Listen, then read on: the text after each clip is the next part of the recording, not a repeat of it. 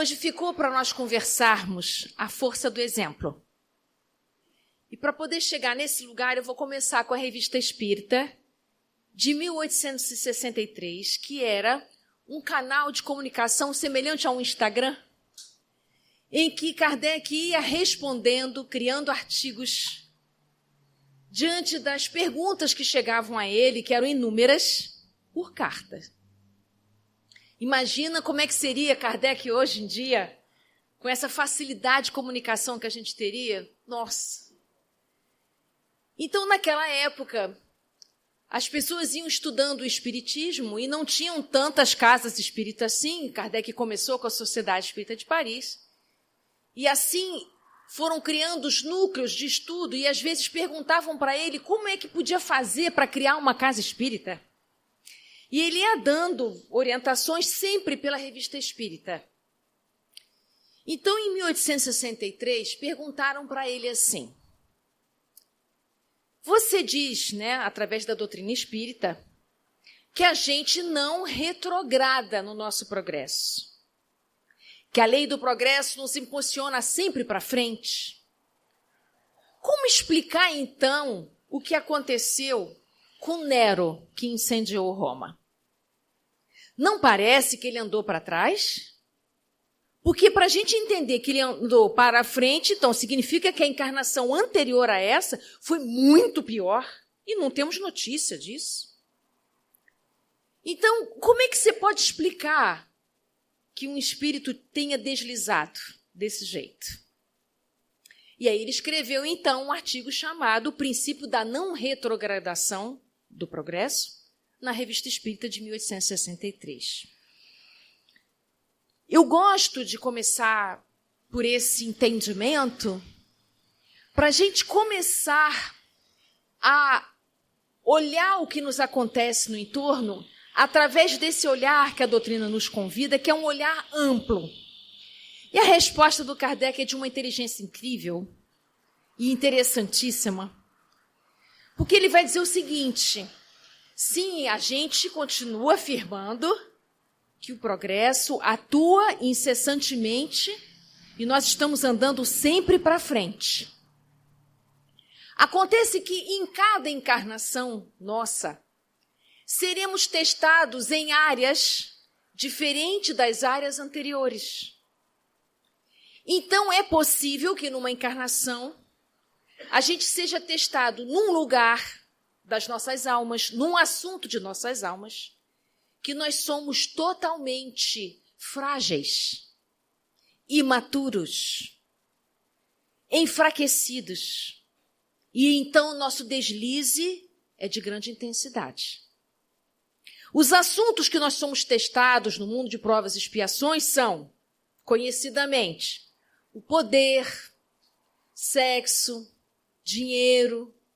São lugares difíceis para a gente, muito difíceis, na vaidade.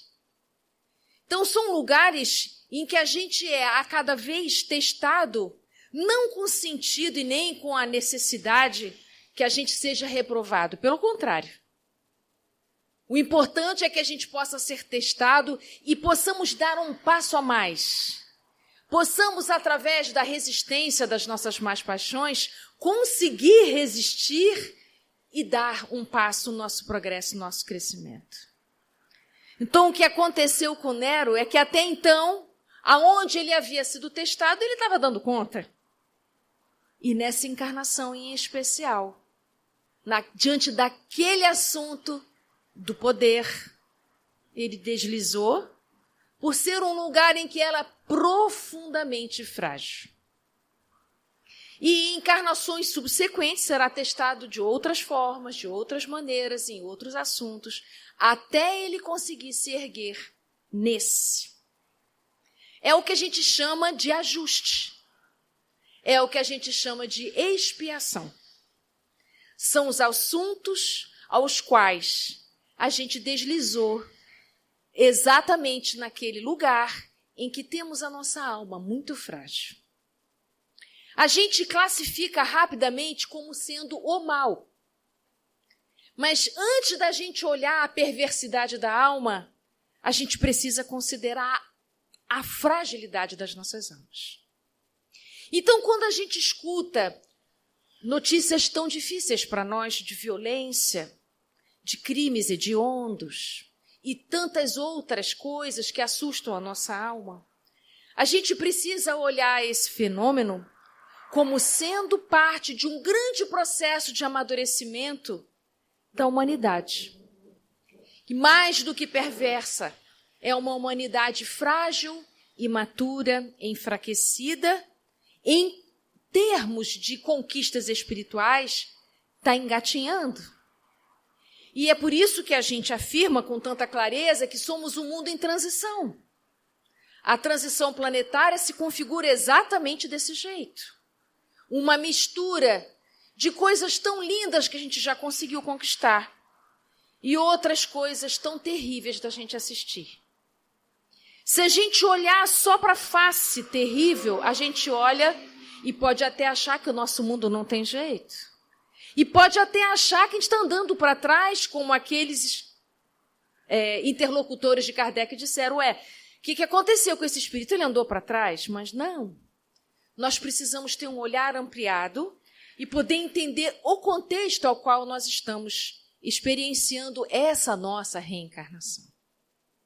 Então, estão reencarnando espíritos com débitos muito intensos, como também estão reencarnando espíritos missionários. Estão reencarnando também espíritos medianos. Então, nós estamos numa época em que é como se houvesse uma grande névoa, em que estamos definindo essa névoa, caminhando em frequências tão diversas, para que possamos dar um passo a mais. Para que possamos já aqui, no mundo de provas e expiações, termos treinos de um mundo de regeneração. Porque é assim. Não é um dia exato, a gente agora é regeneração. Nós estamos já vivendo experiências de um mundo de regeneração. Quando eu escuto vocês falando aqui, por exemplo, vamos reunir o dinheiro que temos para comprarmos alimentos, comprarmos algumas coisas para o Natal de alguém ser um pouco menos sofrido, isso é mundo de regeneração. Porque somos sensíveis à dor do próximo. Quanto mais sensíveis à dor do próximo, mais a gente treina esse lugar, mais crescido, mais evoluído. Porque se somos sensíveis à dor do próximo, é ao mesmo tempo também sentir que espíritos mais evoluídos que nós também são sensíveis às nossas dores. É assim que se dá a lei do progresso, ela é solidária. Os mais adiantados dão as mãos para quem está um pouco mais lento. E assim a gente vai progressivamente, num grande laço. Os que têm mais força vão dando a mão para os que estão mais enfraquecidos e outros mais enfraquecidos e assim por diante. E é nesse movimento de solidariedade que a gente vai trabalhando o nosso egoísmo. E aí, na Revista Espírita de 1861, em que perguntam para Kardec assim, como é que a gente pode criar a nossa casa espírita? E aí Kardec tem uma resposta muito interessante, porque ele vai dizer por que é importante ter casa espírita. E ele, inclusive, dá algumas orientações. Ele diz assim, façam casas pequenas. Porque quanto mais pequena, poderíamos chamar de casa, porque é um ambiente familiar. Porque numa casa pequena saberemos os nomes uns dos outros. Poderemos também consolar uns aos outros. Numa casa muito grande, a gente já começa a ficar com estranhos. Então, que vocês se multipliquem. Como quando começar a ficar muito grande essa casa, divida em outra. E façam pequenos núcleos, enquanto mais lugares, melhor. E aí ele diz uma coisa muito interessante. Se fôssemos olhar a doutrina, somente a doutrina pura e simples, o Pentateuco, por exemplo, poderíamos estudar em casa, diz ele. Cada um poderia fazer o seu processo de progresso e de crescimento sozinho em casa com os livros. Saberia toda a doutrina no seu coração? Porém, nós recebemos essa doutrina de outros, que são os espíritos. E recebemos sem termos feito nada por isso. Não seria estranho a gente pegar isso e ficar com isso guardado dentro de casa? já que nós recebemos de uma outra forma, nós recebemos de um lugar público, que é o mundo espiritual, e vamos usar apenas, particularmente em casa? Não seria isso uma modalidade do egoísmo? Você pegar os 5 livros, estudar os 5 livros e fazer um aprimoramento pessoal sozinho na sua casa? Então, quando a gente abre uma casa espírita e estuda na casa espírita com outros irmãos e recebe irmãos para estudarmos juntos, nós estamos sendo fiel à origem da nossa doutrina. Pública ela veio, pública ela é, pública ela se torna. E nós somos esses intermediários para que ela se mantenha fiel às suas origens. Então, abrir espaços de estudo, encontrar companheiros, é mais do que estudar a doutrina, é vivê-la na sua essência. Porque o Espiritismo vem para nos retirar do egoísmo, que nos é tão natural. O narcisismo, que é tão natural. Então, a gente precisa sair desses lugares, aspas, naturais, que são os nossos lugares imaturos e frágeis e enfraquecidos, e nos fortalecermos juntos, mantendo fidelidade aos princípios e às origens da nossa doutrina, para que a gente possa falar e viver o que a gente estuda. Porque o que configura amadurecimento moral é que as nossas ações sejam coerentes, pelo menos nos seus princípios, que a gente possa fazer e falar o que a gente lê. Pode ser que a gente não consiga isso na integralidade, mas a gente precisa ter pelo menos essa intenção. E termos ensaios, e termos movimentos nessa direção. E aí, nessa mesma Revista Espírita de 1861, ele diz assim, poderíamos dizer que os espíritas se dividem em 3 grupos. Aqueles espíritas que chegam na casa espírita pelo fenômeno, são os espíritas fenomênicos, que vêm para as reuniões mediúnicas, que vêm para saber se tem carta do mundo espiritual, que adora escutar sobre fenômenos de materialização, que quer ver fotos, que quer ver filmes, que quer comprovação, que está saindo do ceticismo. Esses não têm paciência para estudar, não conseguem ler, nem muito menos praticar. São sensíveis ao que é aparente, ao que é surpreendente. São muito tocados por quem disse, quem falou, quem se manifestou. Aqui um parênteses. Às vezes eu vou em algumas cidades e me perguntam assim, qual é o nome do seu mentor? E eu fico um pouco confusa nessa resposta. Eu deveria saber? Eu não sei. Mas eu imagino que devam ser pacientes, eu imagino que devam ser criativos e devam ser agitados como eu. Mas não é importante saber o nome. O próprio André Luiz, quando o Chico Xavier entendeu a missão que ele tinha de poder transmitir as psicografias do André Luiz, perguntou, mas qual o seu nome? Para eu poder saber a quem me referir. Aí ele perguntou para uma pessoa que estava do lado do Chico Xavier, que era o irmão do Chico. Como é o nome dele? Aí Chico respondeu, é André Luiz. Pronto, pode me chamar com esse nome. Então, os espíritos não se preocupam muito com isso. Qual é o nome, de onde vem, para onde vai. Então, a gente precisa se acostumar com isso, com essa simplicidade. Porque a gente é muito fenomênico. Muito preocupado com isso. Ainda temos uma vaidade, né? Grande nesse lugar. Ah, eu recebi Bezerra de Menezes. Daqui a pouco estão recebendo Jesus e Chico Xavier. Então, a gente precisa se precaver um pouco disso. Quanto mais você é preocupado com isso, quanto mais você é preocupado em ser humilde, mais orgulhoso você é. Então, a gente vai deixando isso de lado, vai se desapegando disso. A segunda classificação dos espíritas, Kardec diz, são os espíritas imperfeitos, aqueles que estudam muito, mas não conseguem praticar. São muito intelectuais, já é uma beleza, já melhorou em relação aos fenomênicos. Mas ainda não é para isso a doutrina espírita. E aí ele diz, então, classifica o terceiro grupo de espírita como os verdadeiros cristãos.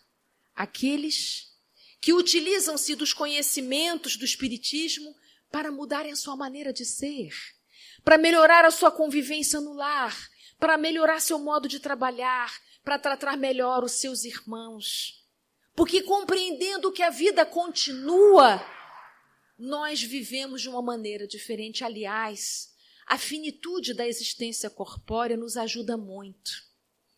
Porque se o nosso corpo fosse infinito, não tivéssemos limite da vida corpórea, nós seríamos muito mais distraídos do nosso aperfeiçoamento moral. É importante esses limites que a gente tem. O limite da vida material, o limite do corpo, o limite da inteligência, o limite da vitalidade. Imagina se nós tivéssemos aos 80 anos a mesma vitalidade dos 20. Nós nunca iríamos para uma casa espírita. Então, para a gente se interessar pelos assuntos espirituais, a gente precisa ter uma redução das convocações da vida corpórea para que possamos melhorar a prioridade das coisas. Porque quando nós somos jovens, temos dificuldade de priorizar as coisas que são do céu. Quando Jesus diz buscai primeiro as coisas do céu, ele não está dizendo somente as coisas do céu. Primeiro, ele está dizendo assim, que todas as suas coisas materiais, que todos os seus sonhos materiais estejam a serviço dos seus propósitos espirituais. Porque tudo que é material é meio. Porque tudo que é material se desfaz. É o mundo das ilusões.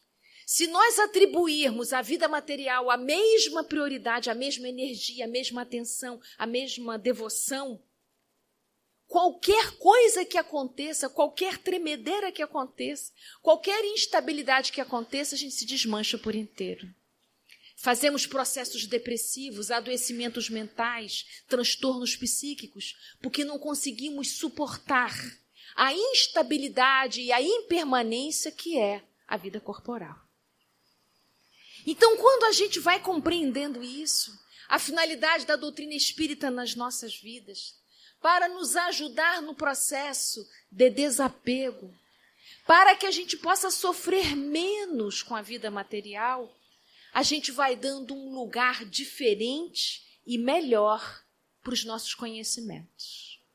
Então, aquela orientação do Espírito de Verdade, amai-vos e instruí-vos, é diferente. Amai-vos e instruir, essa instrução não é somente de ordem intelectual.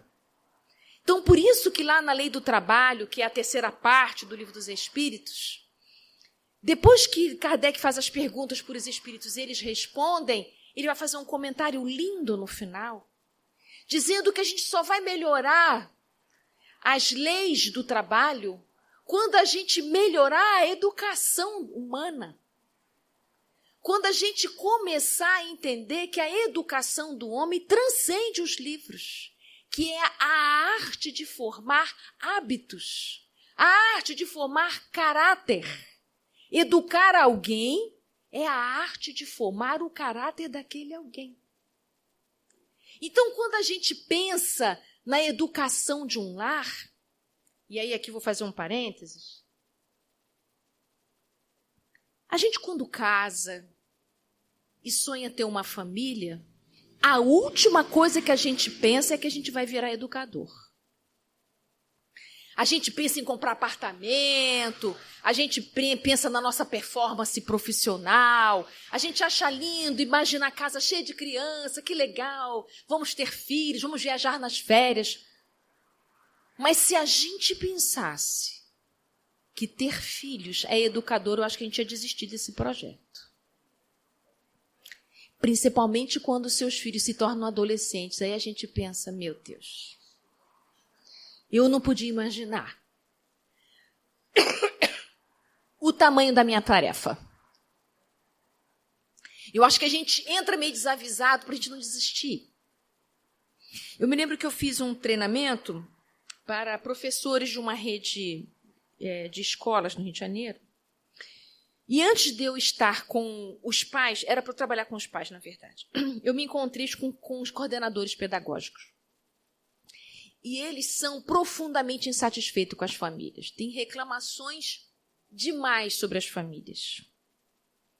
Porque eles se sentem sobrecarregados de educar os adolescentes. e as crianças. E eles se sentem impotentes também. E nós, enquanto pais, também nos sentimos impotentes e sobrecarregados. É interessante porque são dois grupos que sentem esse peso e reclamam-se mutuamente. Eu estava do lado dos pais, né? E aí, escutando os coordenadores pedagógicos, as queixas. Quando eles terminaram as queixas eram sobre as famílias, a falta de limite e tudo mais. E aí, eles diziam assim: não sabem educar seus filhos e sobra para a gente? Esse é o sofrimento deles.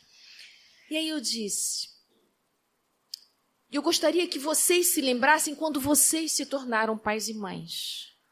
Se estava claro para vocês que vocês seriam educadores. Vocês fizeram cursos de pedagogia, os pais não. Os pais fazem curso na vida, do jeito que dá. E eles também vêm de lares complexos, com poucos recursos para poderem oferecer para os seus filhos. Então, mais do que nunca, eles precisam de uma escola que dê as mãos para eles. E não que os critiquem e que os separem desse processo. Nós precisamos das mãos de vocês, que sabem o que é educação, que conhecem o que é educação. Eles ficaram surpresos. Talvez nunca tivessem pensado sobre isso. Nos nossos sonhos de família, a gente não pensa nessa possibilidade. Eu vou educar um espírito. Não. A gente se encontra no meio dessa tarefa, no susto, diante das adversidades e do grande desafio que é educar um espírito que chega nas nossas mãos, que segundo o Evangelho, segundo o Espiritismo, lá no capítulo 14, os espíritos dizem que quando desencarnar, vão perguntar para nós: o que fizeste do filho confiado à vossa guarda? Então nós somos tutores, não somos donos dos filhos. Então nós somos responsáveis por entregar ao mundo um espírito um pouco melhor do que chegou às nossas mãos. Essa é a nossa tarefa. Entregar os nossos filhos para o mundo um pouco melhor do que chegou nas nossas mãos. Não é para entregarmos filhos perfeitos, mas é para entregarmos filhos com recursos na vida. O que acontece com a gente enquanto pais e mães? Nós recebemos os filhos bebezinhos. Que bom que eles chegam bebezinhos. Esquecidos de quem são, nós também esquecidos de quem fomos. E começamos essa grande aventura de aprender a amar aquele que chega. Pode estar naquele corpo um grande algoz ou uma vítima nossa. Que bom que a gente não sabe. Porque o nosso coração se abre de maneira diferente diante do esquecimento. Então, o que vai contar a partir daquele instante que a gente recebe o bebê na maternidade é quem você é nesta relação. Então, começa desde já a força do seu exemplo. Porque é quem você é e não o que você diz que vai contar como recurso primeiro para os seus filhos. Então, seu filho vai olhar para você e vai decorar ipsis literis o som da sua voz, a força dos seus gestos, a força da sua argumentação, o seu movimento de como você trabalha e do que você faz junto com seus irmãos e com a sua mãe, e com seu pai e com o seu chefe e assim por diante. Se você é aquele pai, aquela mãe que maldiz a vida adulta o tempo inteiro, como é ruim trabalhar, como é pesado ser adulto, como é duro sustentar uma família, o que o seu filho entende é muito ruim ser adulto. Eu quero retardar ser adulto o máximo que eu puder. Ser criança é muito melhor. Porque é muito pesado ocupar esse lugar que o meu pai e a minha mãe ocupam.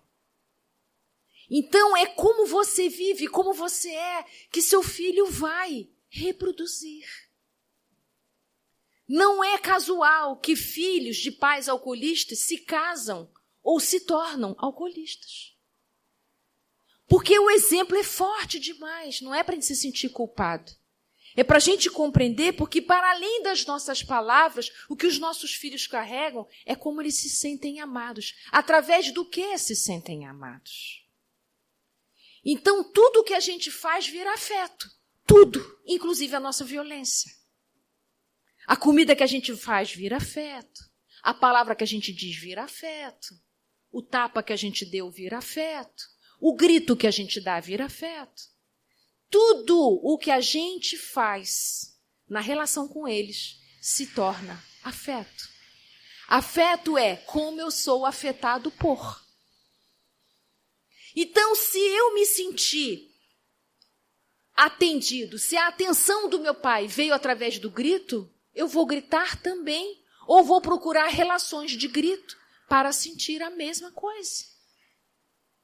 Então, quando a gente vai entendendo isso, que a maneira como a gente lida com os nossos filhos é quem a gente é, se a gente tem clareza disso, educar os nossos filhos se torna, então, um processo de autoeducação. Então, eu vou melhorar a minha vontade de gritar, para ele não continuar gritando. Então, eu vou melhorar a minha explosão, para ele não explodir como eu. Então, eu vou melhorar a minha argumentação, para ele não ser autoritário como eu. Para ele não ser tirânico como eu. Então, assim, eu vou melhorando a minha maneira de ser. E é assim que funciona a lei do progresso. A gente se cura ajudando a curar os outros. A gente se educa educando os filhos. E a gente se aprimora e cresce na partilha, no desenvolvimento uns dos outros. Então, como se dá o processo evolutivo nesse nível reencarnatório que a gente se encontra? Assim, simultaneamente. Ajudando na melhoria do outro, se melhorando. Ajudando na melhoria do outro, se melhorando. Então, lá na nossa Casa Espírita, no Rio de Janeiro, a gente tem treinamento para porteiro divino. A gente chama de porteiro divino essa pessoa que fica na porta distribuindo mensagens, é o que abre, é o que recebe. Temos inúmeros relatos na nossa casa de pessoas que hoje são trabalhadores da casa, que contam como é que foi a sua chegada. Estava passando na porta, vi a palavra Centro Espírita, entrei para ver o que era. E fui tão bem recebido que eu quis ficar. Eu estava em desespero. Aquele dia eu tinha decidido morrer. Passei na porta dessa casa. E eu nem sei por que entrei. A gente sabe como é que é. Os espíritos de luz vão intuindo. Se a pessoa que está na porta recebe mal-humorado, ele é o nosso cartão de visitas do Espiritismo, que tem um acolhimento como seu princípio básico. Somos todos almas sofridas, aves feridas que somos. Então, é preciso ter treinamento para tudo numa casa espírita. Por quê? Porque a gente está aprendendo a ser espírita. Estamos aprendendo a ser cristãos. É um aprendizado mesmo. Ninguém tem isso pronto. Então é por isso que Kardec disse, essa doutrina é pública, porque veio do mundo espiritual. E pública ela deve permanecer. Então é egoísmo nosso pegar o espiritismo e guardar para a gente. Nós somos responsáveis pela divulgação dessa doutrina que tanto mudou as nossas vidas para que mudem as vidas dos outros. Porque é uma reação em cadeia, não é, gente? Melhorando o vizinho, melhorando do lado, a gente vai se melhorando. Eu gosto de contar um episódio que me aconteceu perto de casa. Eu peguei um Uber para ir para casa, estava saindo da nossa casa espírita. E o motorista do Uber reclamava muito, mas muito mesmo, de como esse mundo está louco, esse mundo está virado, valores que ele não consegue reconhecer como sendo valores viáveis da gente viver. E ele ia me apontando as coisas do lado de fora, né? A senhora está vendo aquele homem lá de cabelo comprido? A gente não sabe se é um homem ou se é uma mulher, está tudo virado. Quem foi que falou para ele que ter cabelo grande é bonito? E ele ia dizendo tudo que ele estava insatisfeito. Daqui a um pouco ele já estava falando da política, daqui a pouco ele já estava falando da desigualdade com os motoristas de táxi, os motoristas de Uber, estava falando dos impostos, uma insatisfação muito grande. Ele não parava de falar, eu deixei ele falando. Quando estava chegando perto da minha casa, faltando uma quadra mais ou menos, aí ele fez aquela fatídica pergunta, A senhora não acha? Agora chegou minha vez. Eu falei, olha, eu entendo que você esteja perplexo com o mundo que a gente está vivendo, eu também me sinto assim. Mas eu não acho que o mundo está perdido, eu acho que o nosso mundo está em transformação. E quando a gente está em transformação, é igual mudança de casa, está tudo fora do lugar. O que você está vendo é que está tudo fora do lugar. Ele parou o carro, olhou para trás e disse para mim, é mesmo, dona? Me fala mais sobre isso. E eu queria chegar em casa, não ia dar para fazer uma palestra para ele. E aí falei um pouquinho mais para ele sobre mundos em transformação, que estamos em transformação e tal. Dei endereço do YouTube para ele assistir as palestras da nossa casa. E ele disse uma frase tão bonitinha, ele disse assim, agora senti até o meu coração mais quente. Então, esse é o mundo que a gente está vivendo, em que é tarefa nossa, sim, consolar os outros, através da informação, sim. A informação também acalma. A gente entender o que está acontecendo nos ajuda muito. Saber que a gente está vivendo um momento de transição planetária acalma nosso coração. Porque isso dá a sensação para nós que não estamos à deriva. O nosso universo não é caos, é cosmos. Deus está no comando de tudo, claro que sim. Nós já vivemos outra transição planetária que a gente não lembra. Nós já saímos de mundos primitivos para mundo de provas e expiações. Estamos no mundo de aprendizado e libertação, porque prova é para aprender, expiação para libertar. Um mundo de aprendizado e libertação, o que você quer encontrar? É sofrimento. Porque a gente ainda gosta de privilégio. A gente ama privilégio. A gente adora primeiros lugares. Enquanto a nossa maneira de pensar for essa, que eu adoro um privilégio primeiro eu, haverá sofrimento.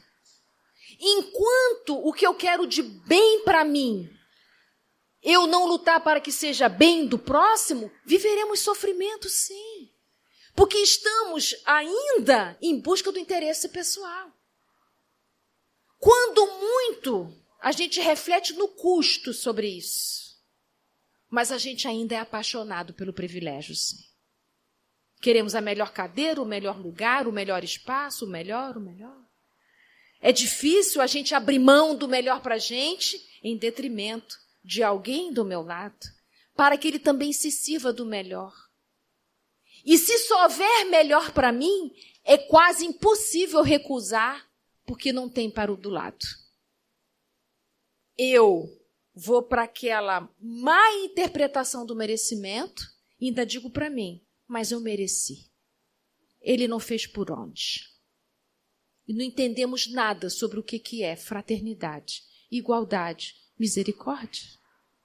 Imagina se Jesus pensasse em privilégio. Ele não vinha à Terra nos ajudar. Ele já mereceu o melhor lugar, governador do planeta, para que ele vai reencarnar? Então pensa como é que a gente tem que mudar paradigmas. Que a gente ainda pensa merecimento assim. Que porque eu fiz por onde eu mereço e é isso.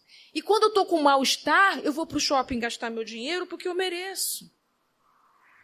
Então, esse pensamento pequeno e curto está longe, gente, do mundo de regeneração e de mundos ditosos. Se a gente quer melhoria na nossa vida, no nosso entorno, nós precisamos começar pelo exemplo pessoal. E esse exemplo começa em casa. Começa em casa com pequenas coisas. Eu trabalho com muitas famílias, eu encontro pais que dizem assim, que porque eles não tiveram, eles querem que os filhos tenham. Esse raciocínio não é um raciocínio que garanta bem-estar, não. Porque se eu estou preocupada em dar para o meu filho o que eu não tive, eu ainda não estou olhando para aquele espírito na minha frente. Porque você vai perceber que cada filho seu precisa de uma coisa diferente. Tem filho que você precisa dar limite no dinheiro. Tem filho que você precisa dar limite na fala. Tem filho que você precisa dar limite nas ideias e nos pensamentos. E por aí vai. Se você está com o olho centrado no que você não recebeu, Você está falando de qual relação? Sua com seu pai e sua mãe. Você não está falando dessa aqui. Então você até pode pensar, puxa, eu não tive intercâmbio, quero dar intercâmbio para os meus filhos. Mas antes de você tomar essa decisão, olha para os seus filhos. Eles precisam de intercâmbio? Mesmo? Ou você está se realizando através deles? Eu quero que meu filho faça essa medicina, eu não pude fazer, meu pai não pôde pagar. Olha para esse espírito, ele precisa ser médico? Essas são as características dele. Ele está nas suas mãos, não é para ganhar titulação, é para a transformação do seu caráter. Eu não sei se é através da medicina, pode ser até que seja. Seu filho precisa sair com um caráter melhor das suas mãos. Qual o caminho? Você precisa olhar para ele, você precisa conhecer seu filho. O processo de autoconhecimento, ele também é junto com o outro. Conheça seu filho, descubra as habilidades do seu filho. Aonde ele é frágil, de bebê já aparece a fragilidade espiritual, não é intelectual. Você vai identificando aos poucos no comportamento dele na escolinha, com os irmãos, com você, de que espírito se trata ali. E o que você precisa oferecer para ele para que se desenvolva nele o melhor. E não as coisas que te faltou. Se faltou entre você e seus pais, vai resolver essas faltas. Vai dar para você o que te faltou. Faz você o intercâmbio. Junta um dinheirinho, faz a viagem que você queria. Mas para o seu filho, processo educativo. Deixa que ele adquira com os recursos próprios as facilidades materiais para a vida dele. É bom para o espírito o desenvolvimento das capacidades através dos desafios. Certa vez eu conversava com uma mãe que ela tinha um cargo público muito alto. E, de acordo com o cargo público que ela tinha o direito a estacionar o carro dela num estacionamento muito caro que nós temos no Rio de Janeiro, no centro da cidade. Porque o centro da cidade é muito apertado, então tem poucas vagas de carro. Mas como ela tinha esse privilégio, ela me disse o seguinte, que o filho dela estava fazendo um curso no centro da cidade, um cursinho de alguma coisa, não me lembro do quê. Então ela ia abrir mão de ir de carro, ela iria de metrô, para que o filho dela pudesse estacionar o carro na vaga dela. Eu disse, não estou entendendo isso. Não entendi essa sua decisão. Ah, coitado! Como é que ele vai pegar um metrô cheio? Ou vai ficar rodando na cidade horas para conseguir uma vaga? Então eu prefiro deixar a minha vaga para ele. Eu falei, sei, e aí você que pega o metrô cheio, você que vai ficar rodando para tentar uma vaga? Deixa eu te explicar uma coisa. Para você ter direito a essa vaga, você estudou muito, não foi? Ah, estudei muito para o concurso. Você concorreu com quantas pessoas para ter essa vaga? Não sei quantas mil pessoas ela conseguiu a única vaga. Qual foi o esforço que seu filho teve para ter essa vaga que você tem? Nenhum. Então eu não entendi. Quem não fez esforço nenhum tem uma vaga no centro mais caro para estacionamento de carro. E você, que teve um grande esforço e tem direito, vai no metrô cheio. O que você está ensinando para o seu filho? Não precisa se esforçar. Esforço não vale a pena? Esforço deve ser para os bobos, né? Que ele pode simplesmente ter a graça de ter nascido, que tudo vai chegar nas mãos dele, sem esforço. E quando ele for pai de alguém, ele vai ensinar essa mesma coisa. O que você acha disso? Ela ficou surpresa. Ela não tinha pensado ainda sobre isso. Então ela não entendeu a força do exemplo. O exemplo que você está dando forma o caráter do seu filho. Você está ensinando para ele que você pode receber sem dar. Que você pode ganhar sem se esforçar. E tem mais uma coisa. Quem você se tornou ao se esforçar tanto para ganhar essa vaga e para conseguir esse lugar que você alcançou? Você não se tornou uma pessoa melhor? Intelectualmente? Moralmente? Ah, me tornei. Pois é, seu filho não. Não está acontecendo nada para ele se tornar uma pessoa melhor.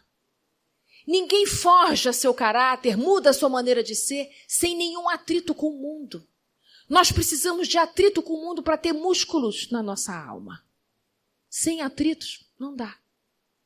Então, o que a gente vê numa juventude que é o tempo inteiro saciada?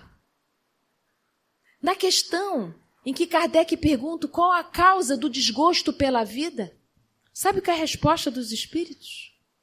Saciedade, ociosidade e falta de fé. Então, quando a gente oferece saciedade para os filhos, se tornam ociosos e perdem a sua fé. Para que me esforçar? Não conquistam valor próprio. Então, a gente precisa inverter essa história de que eu tenho que dar o que me faltou. Para com isso. Você tem que dar para o seu filho o que ele precisa. Isso sim é um processo educativo. Centrado na necessidade educacional de cada um. Cada espírito é único. Então a gente precisa parar de resolver as nossas mágoas familiares para a frente. Resolver aqui no nosso coração. Se faltou beijos para você, se faltou abraços para você, busque isso para você. Eu não sei se seus filhos precisam disso. Você precisa ver se eles precisam disso. Só na convivência a gente vai descobrir o que falta para cada um. Então, para a gente poder descobrir o nosso lugar, enquanto pai, enquanto mãe, precisamos, em primeiro lugar, curar o nosso lugar de filhos dos nossos pais. Porque é nos ombros dos nossos pais que a gente vai buscar força para sermos pai e mãe. Quando a gente lembra do esforço que os nossos pais fizeram para ser os nossos pais, é aí que reside a sua força, não é no que faltou. Olha para a grandeza da sua mãe, olha para a grandeza do seu pai. Nesse lugar, você vai ter força para educar seus filhos. Porque a espiritualidade maior fortalece os pais para que eles possam cuidar de seus rebentos. Os protetores espirituais estão a postos. A gente só precisa dar as mãos. A gente precisa confiar. Confiar nessa equipe. É uma equipe, gente, que vem nos ajudar para educar os filhos. Então, se você olha para os seus filhos e quer que eles possam te salvar, você está invertendo as ordens. Os filhos não salvam pais. Filhos podem cuidar de seus pais na velhice. E é bom para eles isso também. Porque eles ficarão velhos um dia. Certa vez eu estava cuidando da minha mãe, com seus 90 e tantos anos, e a minha filha falou isso. Poxa, mãe, eu fico vendo o que você faz com a minha avó. É isso que vai acontecer com a gente mais tarde, né, minha filha? Eu falei, se Deus quiser. Se Deus quiser, minha filha. Não sei quanto tempo a gente vai durar por aqui, nem eu, nem você. Mas se Deus quiser. Mas esse cuidado que eu hoje faço com a minha mãe não começou hoje. Esse cuidado foi desde sempre. Porque a gente aprende a cuidar dos nossos pais na velhice quando a gente é um bebê. Porque o modo como os pais nos cuidam da gente fica registrado na memória celular do nosso corpo. Nós temos as marcas do cuidado dos nossos pais em nós. Nós temos memórias na vida intrauterina. Já está para lá de comprovado com os cientistas isso. E nós, espíritas que somos, já sabemos isso de cor. Que aquele espírito que vai reencarnar já habita aquele lar do pai e da mãe antes da mãe habitar no seu ventre aquele feto. Então nós estamos juntos há muito tempo, gente. Nós só estamos nos reencontrando. Então a experiência familiar é a experiência de reencontro. E vai contar para nós, na nossa contabilidade afetiva e espiritual, todos os esforços que a gente fez para poder cuidar dos nossos. Se você não teve filho biológico, se você teve filhos adotivos, ou se nem isso foi possível, mas você cuidou dos seus irmãos, cuidou dos seus alunos como professor, cuidou dos seus funcionários numa empresa, são filhos também. Seja lá o que você colocou no mundo, Você colocou seus sonhos no mundo, seus projetos no mundo. Quem você foi, quem você se transformou nesse grande laço que você viveu, é isso que conta. Não há nada mais que vai contar. Seus títulos são lindos, meus também são. Mas eles se vão, gente. Eles ficam ali na rede do computador, escritos para a posteridade, talvez na capa de um livro. Mas o que conta no mundo espiritual, espíritos que somos, foi a nossa maneira de amar, a nossa maneira de conviver, os exemplos que a gente deixou, as marcas que a gente pôde deixar. Eu estive com um grupo de alunos em Alagoas. Foi uma experiência maravilhosa para mim, porque eu nunca tinha ido a Alagoas. E a minha família materna é de Maceió. E nunca tivemos a chance, né? Minha mãe veio para cá, para o Rio de Janeiro, pequena, com a minha avó, e nunca mais voltaram. E eu, adulta, já fui a Maceió para dar aula para esses alunos. E eles eram terapeutas em formação. Então, eu estava trabalhando com eles um conceito importante, que é comida e afeto na infância. Nós somos profundamente marcados por comida e afeto na infância, porque o nosso primeiro contato de alimento no mundo com a nossa mãe é o leite materno. E quando a gente vai crescendo, nós vamos tendo experiências com os adultos da nossa família através da comida. Então tem um conceito que se chama comida da alma, que são as comidas afetivas da sua infância. Eu estava ensinando isso para eles. E perguntei: qual a comida da alma de vocês? Nós sentamos em roda e cada um foi contando. Minha avó sentava com uma panela no meio das pernas, com feijão, farinha, mais alguns ingredientes, fazia bolinho e dava na boca de cada neto. Aquilo era bom demais. A gente passava quase uma tarde comendo com a minha avó. Meu pai juntava garapa e dava para a gente com farinha. E assim eles foram contando realidades completamente diferentes da minha. Alimentos que eu nem conhecia. Carne de bode, carne de sol, cuscuz com ovo, comer batata doce, macaxeira e não sei o que de manhã. E eu fui escutando aquelas comidas todas.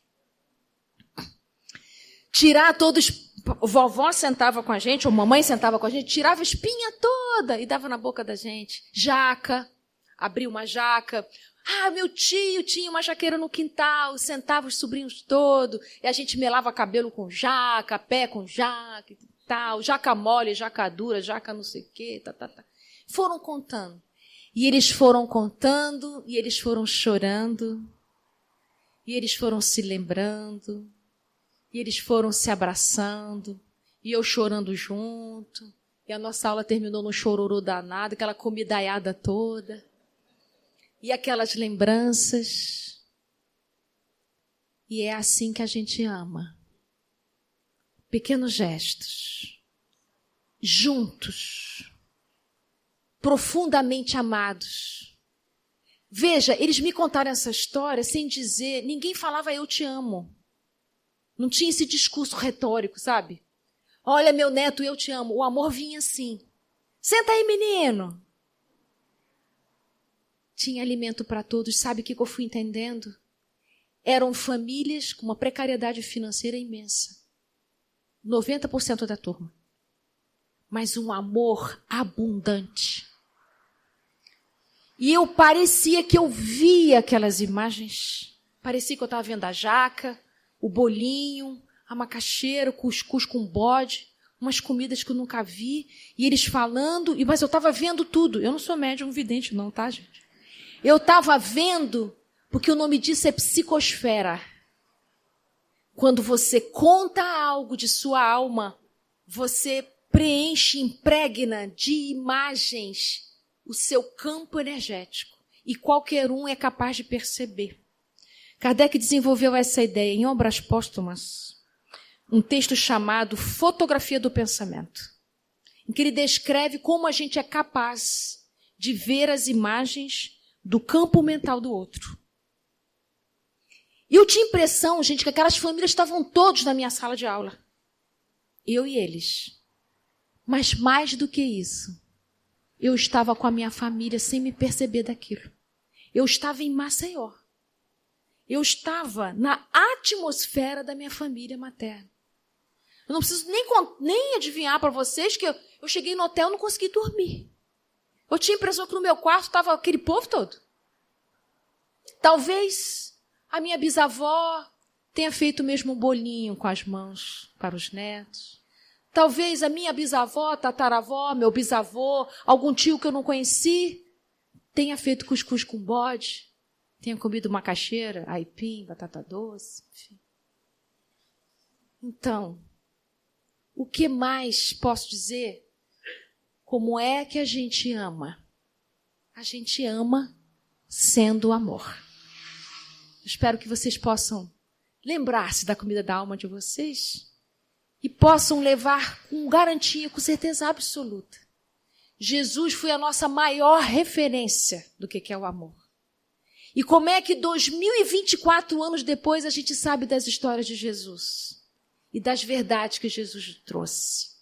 Porque ele era todas as palavras que ele dizia, porque ele era o exemplo vivo da doutrina que ele trouxe para a gente.